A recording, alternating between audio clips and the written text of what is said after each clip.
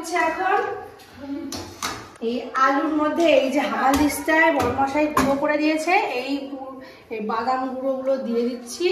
এই যে পদ্ম পাতা নিয়ে এসছে, আজকে পদ্ম পাতা খাওয়া হবে।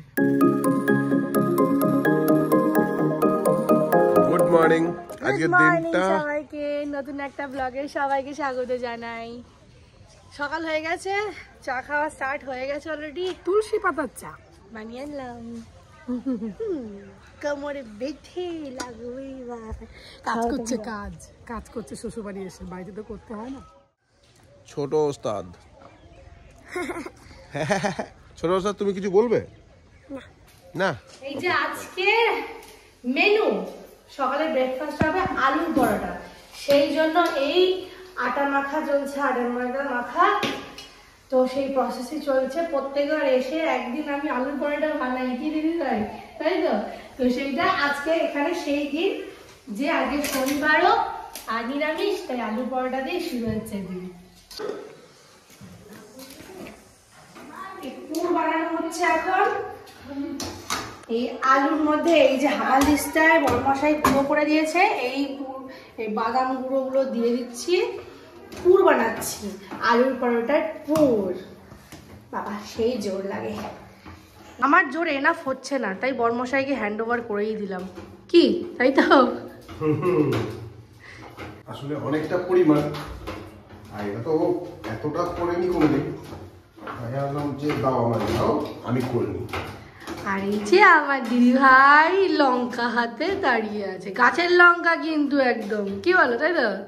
গাছে লঙ্কা ধরেছে, আমাদের গাছে লঙ্কা ধরেছে, সেই লঙ্কা, বাজার থেকে কিনে আনা লঙ্কা নয়।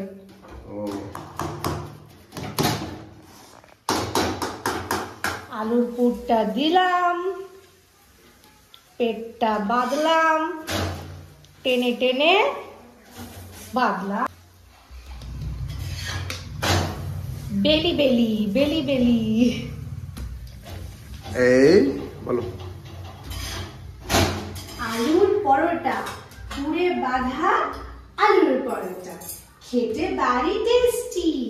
তোমরা কি ট্রাই করবে নাকি? দেরি না করে করে ফেলো। দুই জায়গায় মিলে একদম আলুর পরোটা রেডি করে ফেলছি, কোনো কথা হবে না। বল, খেয়ে বল কিরকম লাগছে। হেভি লাগবে, दारुण। ओह, गर्मा गर्म आलू का पराठे और सॉस के साथ लाजवाब, दारुण टेस्ट, दारुण टेस्ट माँ, दारुण। এই যে পদ্ম পাতা নিয়ে এসছে, আজকে পদ্ম পাতা খাওয়া হবে। কি করে আসলে, কি করে কাপড় গেছে, এখানে তো ওয়াশিং মেশিন নেই, তো ওইখানে কাচতে হচ্ছে। আচ্ছা, এবার যাচ্ছ কোথায়? ছাদে শোকাতে, তাই তো?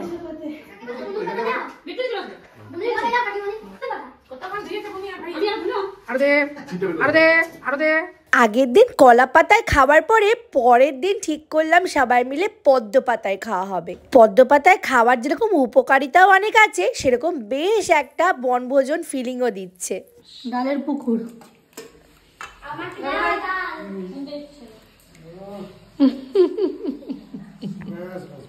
ডালের পুকুর।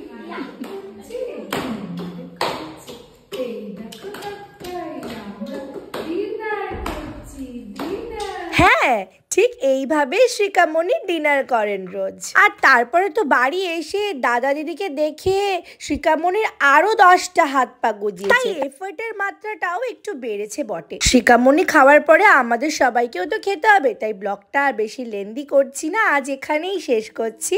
নেক্সট ব্লগে আবার আসছি সবার সাথে দেখা করতে। ব্লগটা যদি তোমাদের ভালো লেগে থাকে একটা লাইক তো করতেই পারো, তাই না? আর যদি চ্যানেলে নতুন হয়ে থাকো সাবস্ক্রাইব বা ফলো করে দিও। ভালো থেকো, সুস্থ থেকো, টাটা।